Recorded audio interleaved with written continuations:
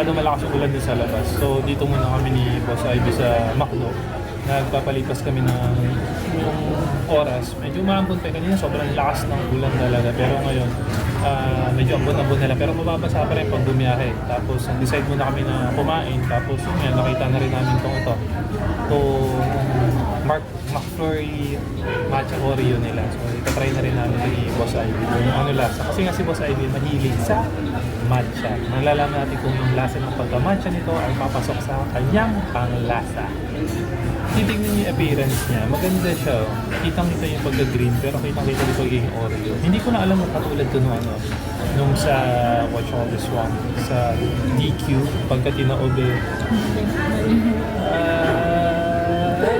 Hindi ka lang nagpapit. Well, ano lang naman siya. Chocolate sundae plus yung iba Vanilla ice cream. Vanilla ice cream na merong matcha tsaka yung sabi nga ni Boss Ivy yung Oreo na kinukash. Ayan, matigas-tigas din yun.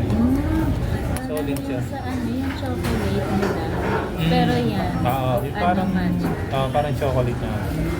Ako try ito muna. Kung yung mismong vanilla itself, alam ko na lasa nun eh. Pero curious ako yung sa ano. Kasi parang gusto ko crunchy. Akala ko ano. Cream. Ang tapang ng lasa nung Oreo. Pero meron siyang aftertaste.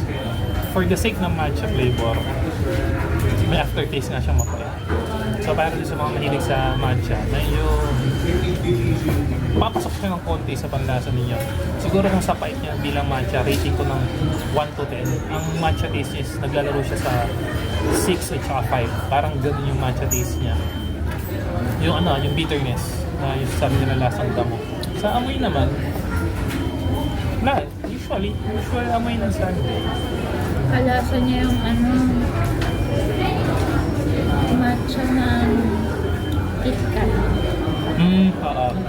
Medyo medyo matamis siya na may bitterness na aftertaste. Pero ako tatanungin ninyo, para sa lasa niya, okay siya. Hindi siya yung matcha na sobrang tamis. May mga iba kasi natin, yung matcha nila sobrang tamis. Hindi ko trip yun kasi nawawala ng essence of matcha. Siguro yung dahil nga yung sweetness na ito magagaling din doon sa vanilla ice cream. Masarap siya. Tikman niyo. Pero hindi siya angkop ngayon sa panahon. Kasi pumasok na yata, parang rainy season na umuulan na Naulan na. Malamig tapos matcha din. Flurry matcha Oreo. Yun yung tawag dito. Nasaan siya? 58 pesos or 75? Nasa 70 plus yata. Kaya itry niyo na guys. Matcha lovers. Try nyo na. Saka sa tinagal-tagal namin na hindi nag-McDo, tingnan yung lagay nila ng fries. Pagka regular ganito puti. Tapos yung medyo large yata. Yung large, kulay-pula. Solid to. Parang sarap iuwi. Hindi na siya paper. Plastic Na. mas maganda, reusable. So, hindi na siya pwedeng itapon kasi kukunin ulit yan ng food. Same din sa amin ko talaga yung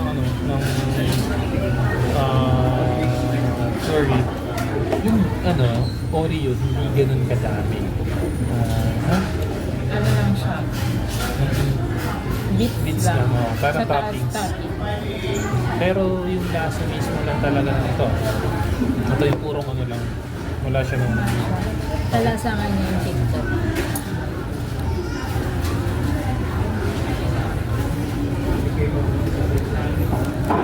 Okay nga. Doon nga nanggagaling yung bitterness sa talaga. Sa matcha.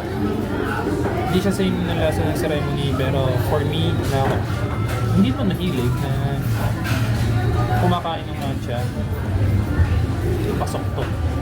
Medyo matagal-tagal pa yung pag-alis namin sa Boss Ivy. Talagang napatila lang namin. Pero as of now, kain na lang muna kami.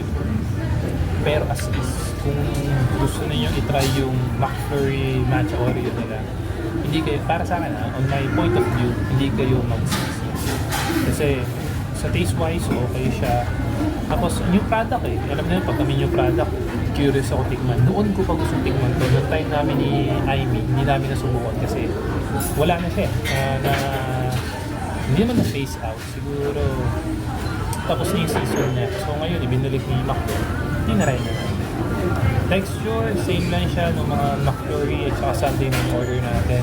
But sa lasa, hindi siya katulad ng usual na Sunday at saka McFlurry. Masarap siya na matcha. So, ubusin na lang namin to at para makauwi na kasi sasagupa pa kami sa hindi naman sa ulan. Sa kakatapos lang na ulan at saka sa NCAM. Sigurado, topic niya sa dadaanan namin. So, please, signing out. Ciao!